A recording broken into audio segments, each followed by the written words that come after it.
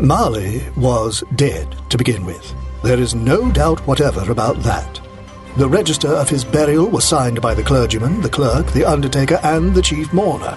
Scrooge signed it, and Scrooge's name was good upon change for anything he chose to put his hand to. Old Marley was as dead as a doornail. Scrooge and he were partners for I don't know how many years. Scrooge was his sole executor, his sole administrator, his sole beneficiary, his sole friend, and sole mourner. And even Scrooge was not so dreadfully cut up by the sad event, and being an excellent man of business, on the very day of the funeral marked the occasion by securing an undoubted bargain.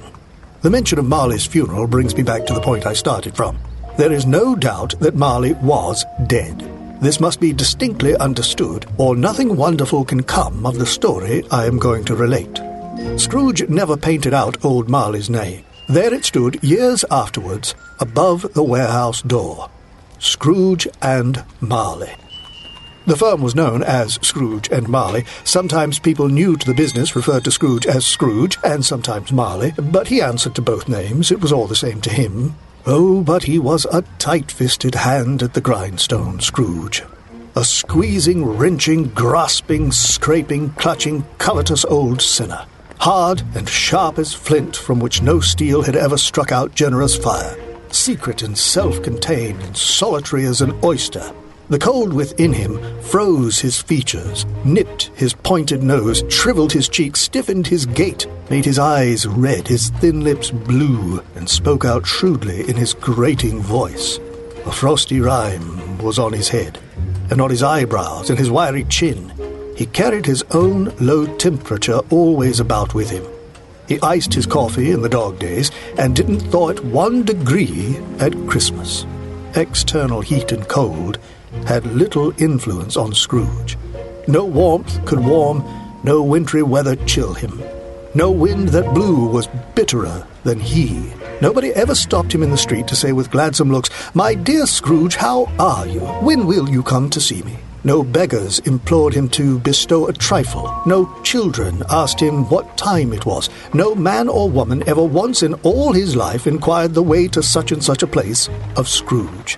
But what did Scrooge care? It was the very thing he liked. To edge his way along the crowded paths of life, warning all human sympathy to keep its distance, was the chosen life to Scrooge. Once upon a time, of all the good days in the year, on Christmas Eve, old Scrooge sat busy in his office. It was cold, bleak, biting weather. He could hear the people in the court outside go wheezing up and down, rubbing their hands and stamping their feet upon the cobblestones to warm them. The city clocks had only just gone 3, but it was quite dark already. It had not been light all day. The fog came pouring in at every chink and keyhole, and was so dense without that, although the court was very narrow, the houses opposite were mere phantoms. To see the dingy cloud come drooping down, obscuring everything, one might have thought that a storm was brewing.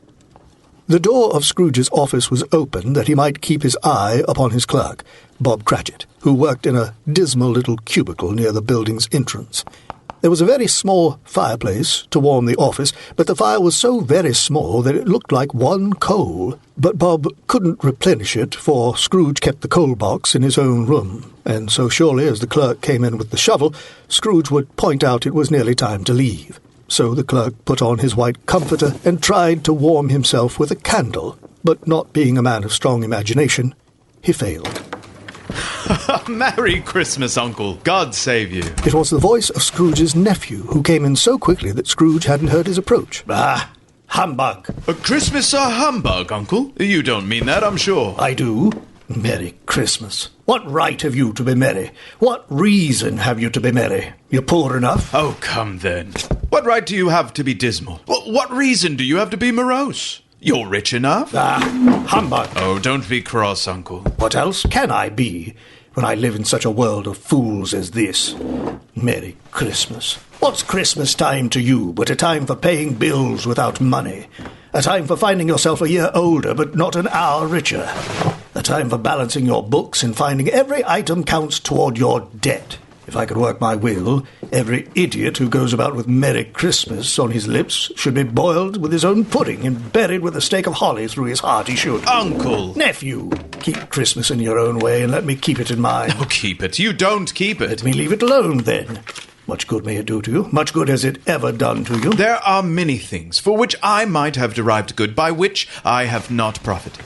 Christmas among the rest, but I am sure I have always thought of Christmas time beyond the sacred of its namesake and origin, if anything could be good apart from that, as a good time, a kind, forgiving, charitable, pleasant time. The only time that I know of, in a long calendar of the year, when men and women all seem to open their shut-up hearts freely, and to think of others as if they really were fellow travelers in this life, and not bothersome creatures bound up in their own journeys. And therefore, Uncle, though it has never put a scrap of gold or silver in my pocket, I believe that it has done me good and will do me good.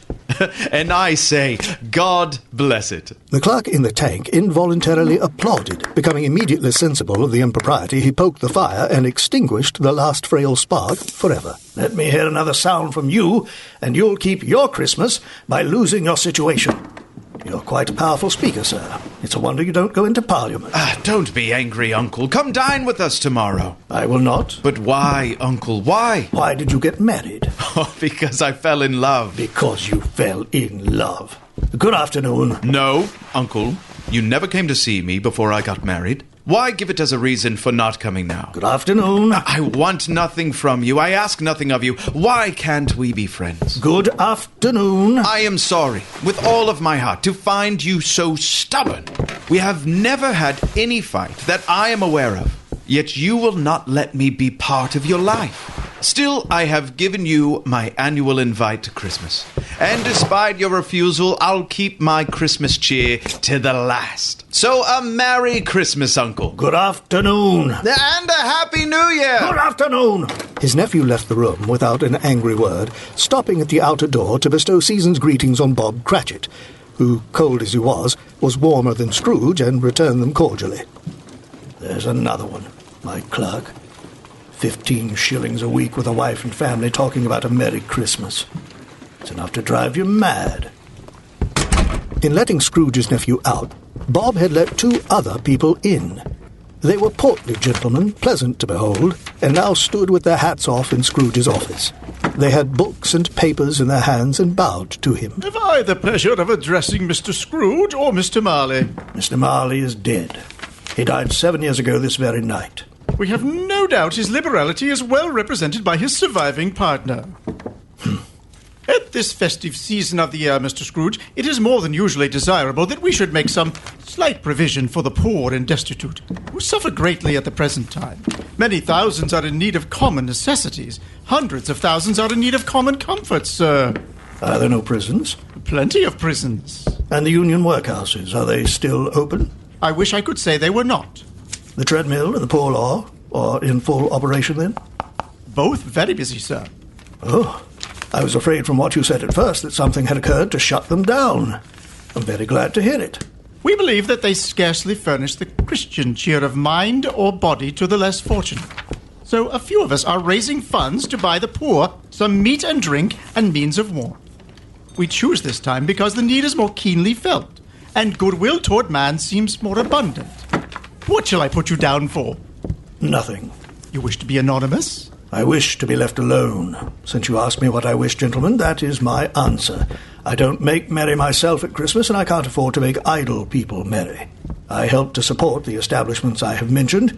They cost enough, and those who are badly off must go there. Many can't go there, and many would rather die. If they'd rather die, then they had better do it, and decrease the surplus population. Besides, it's none of my business. But it might be. It's enough for a man to understand his own business and not to interfere with other people's. Mine occupies me constantly. Good afternoon, gentlemen. Seeing clearly that it would be useless to pursue their point, the gentleman left. Scrooge resumed his work with an improved opinion of himself and in a more self-satisfied mood than was usual. The fog had gotten thicker still, and the temperature even colder. It was a piercing, biting cold. A young boy, shivering in the cold, stooped down at Scrooge's door to regale him with a Christmas carol, but at the first sound of "God bless you, merry gentlemen, may nothing you dismay," Scrooge seized a ruler, and the singer fled in terror, retreating to the fog and frost, which seemed warmer and friendlier than the atmosphere of Scrooge's office. Soon it was time to close shop. With an ill will, Scrooge admitted the fact to Cratchit, who instantly snuffed his candle out and put on his hat. "You'll want all day tomorrow, I suppose?" If quite convenient, sir. "It's not convenient, and it's not fair. If I was to dock your pay, you'd think I was taking advantage of you. And yet, you don't think me taken advantage of when I pay a day's wages for no work." But it is only once a year, sir. "A poor excuse for picking a man's pocket every 25th of December. But I suppose if you must have the whole day, be here all the earlier the next morning."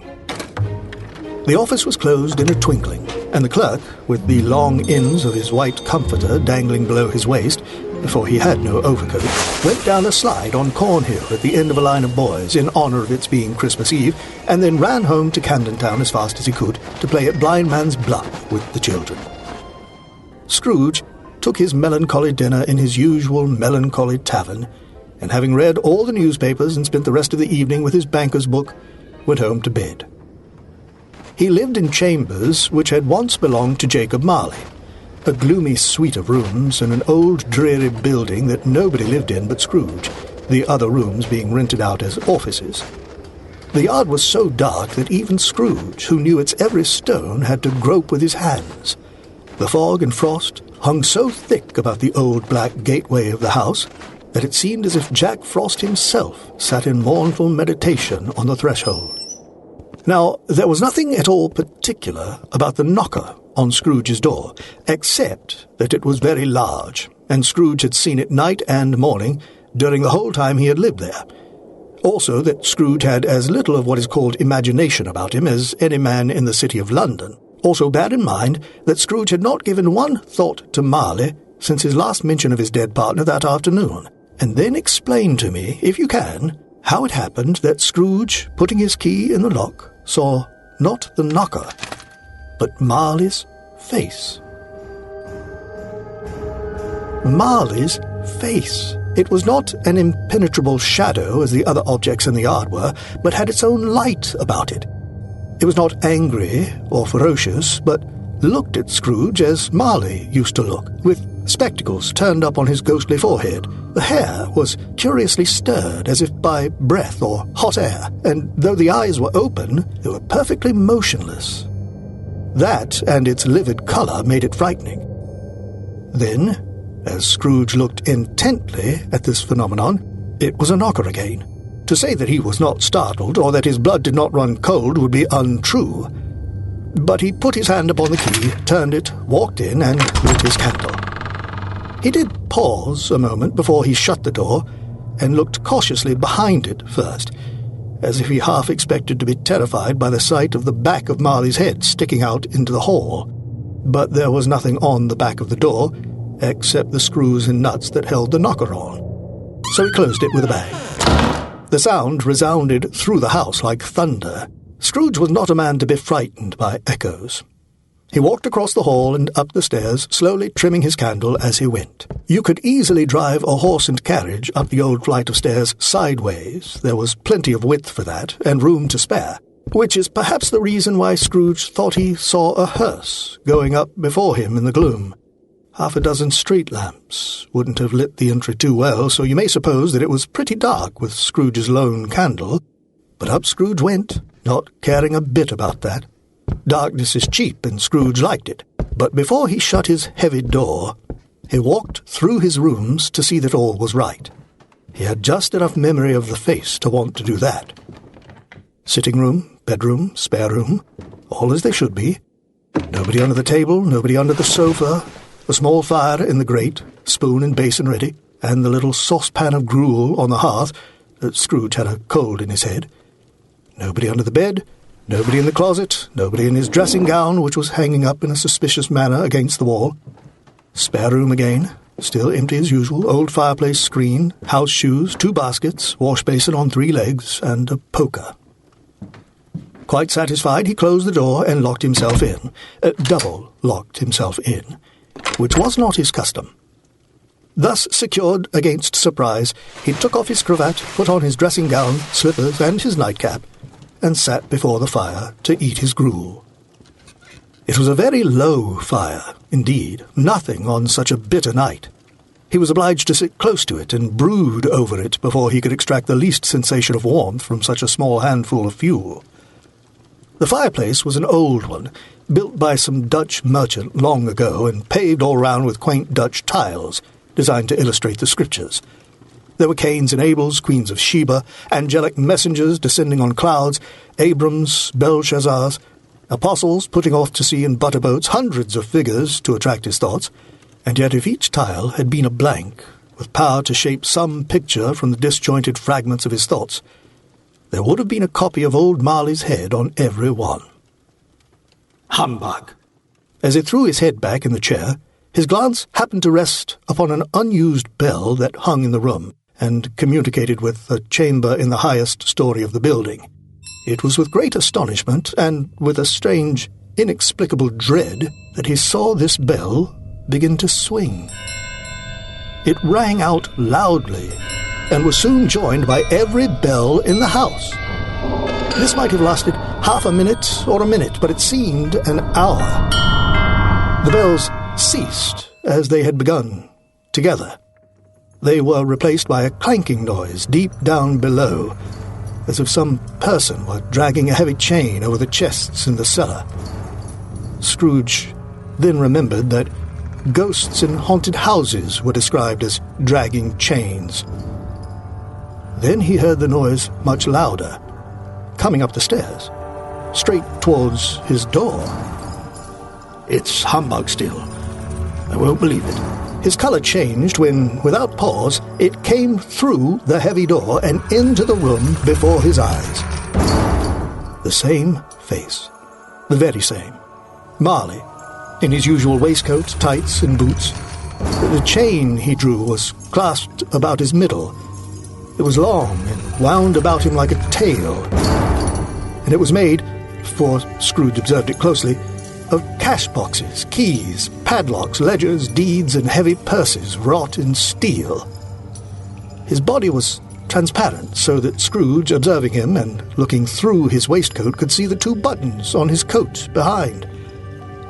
Though he looked the phantom through and saw it standing before him, though he felt the chilling influence of its cold eyes, and saw the texture of the folded kerchief bound about his head and chin, he still doubted his senses. What do you want with me? Much.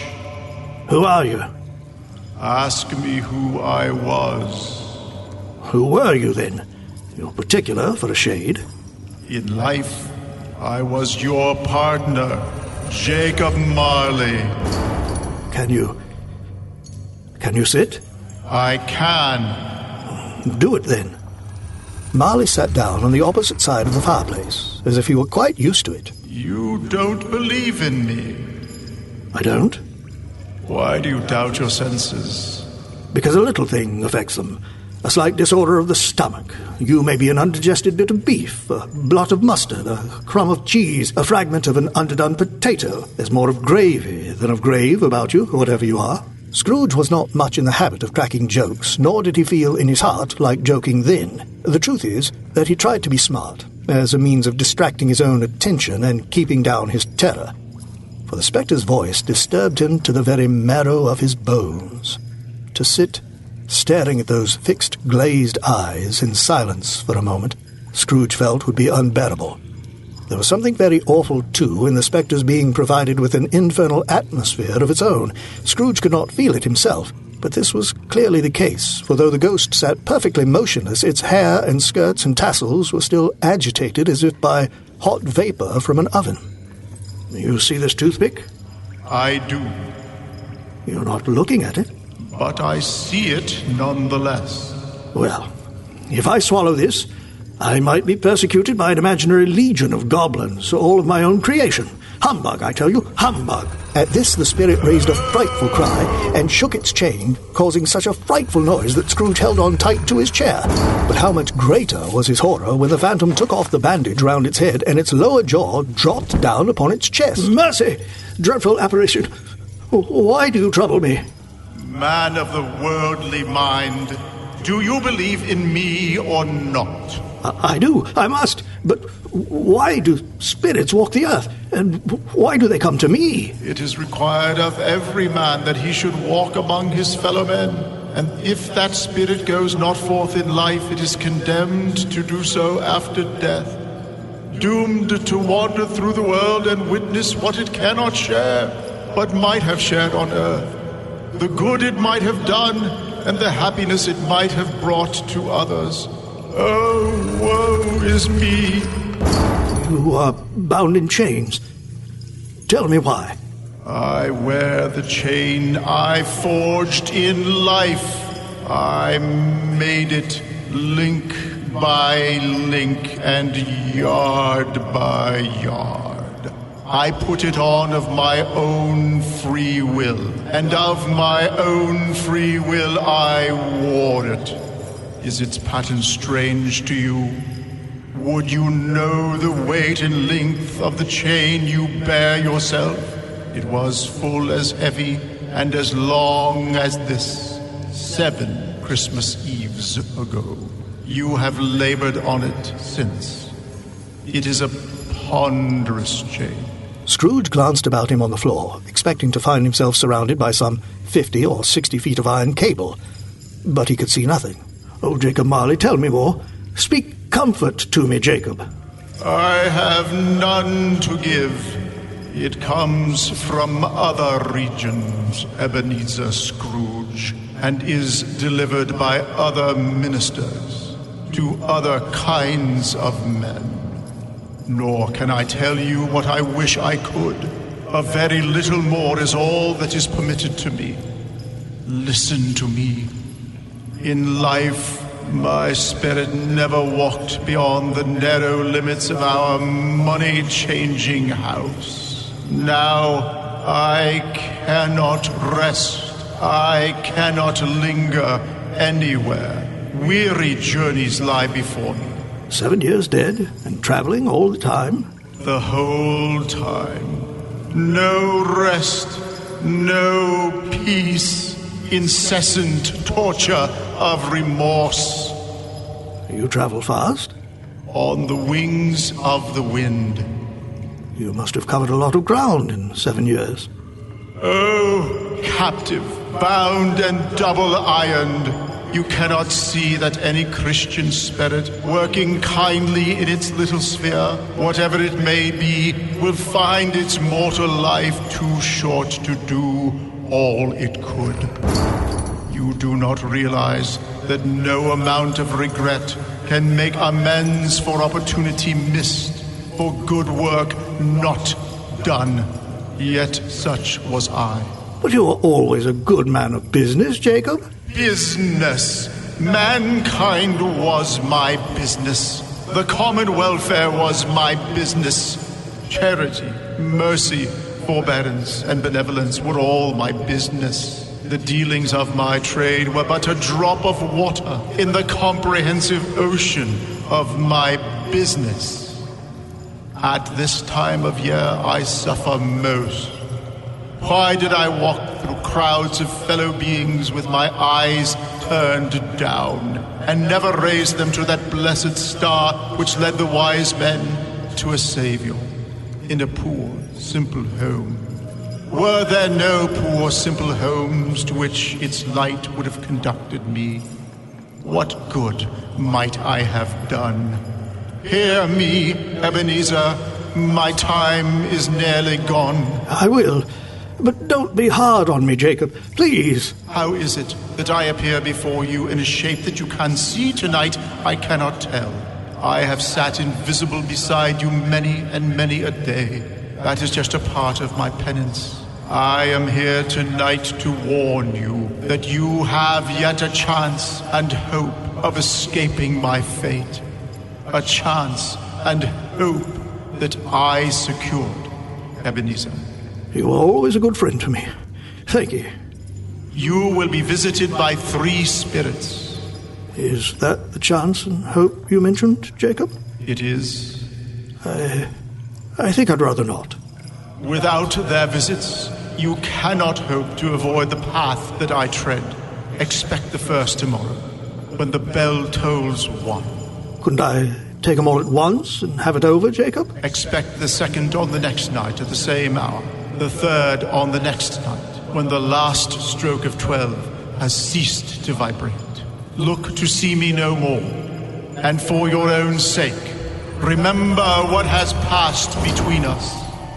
The apparition walked backward from him, and at every step it took, the window raised itself a little, so that when the spectre reached it, it was wide open. It beckoned at Scrooge to approach, which he did. He became aware of noises in the air, sounds of lamentation and regret, wailings of inexpressible sorrow. The spectre, after listening for a moment, joined in the mournful dirge and floated out upon the bleak, dark night. Scrooge looked out. The air was filled with phantoms, wandering in restless haste, moaning as they went. Every one of them wore chains like Marley's ghost. Many had been personally known to Scrooge in their lives. He had been quite familiar with one old ghost with a monstrous iron safe attached to its ankle, who cried at being unable to help a wretched woman with an infant that it saw below on a doorstep. The source of their misery was that they wanted to do good and had lost the power to do so. Soon these creatures faded into mist, or mist enshrouded them, he could not tell. But the night became as it had been when he walked home. Scrooge closed the window and examined the door by which the ghost had entered. It was double-locked, as he had locked it with his own hands, and the bolts were undisturbed. He tried to say humbug, but stopped at the first syllable. And, because of the emotion he had undergone, or the fatigues of the day, or his glimpse of the invisible world, or the dull conversation of the ghost, or the lateness of the hour, he was much in need of rest, and went straight to bed without undressing, and fell asleep upon the instant. The first of 4 episodes of A Christmas Carol, presented by The Joy FM, adapted from Charles Dickens' A Christmas Carol by Dave Cruz, directed by Dave Cruz and Chris Byerly. Voice work by Dave Cruz, Chris Byerly, and Bill Martin. Sound design by Chris Byerly. Music and Foley effects from Epidemic Sound. The Joy FM presents Charles Dickens' A Christmas Carol, a 4-part limited series podcast available to you wherever you listen to podcasts.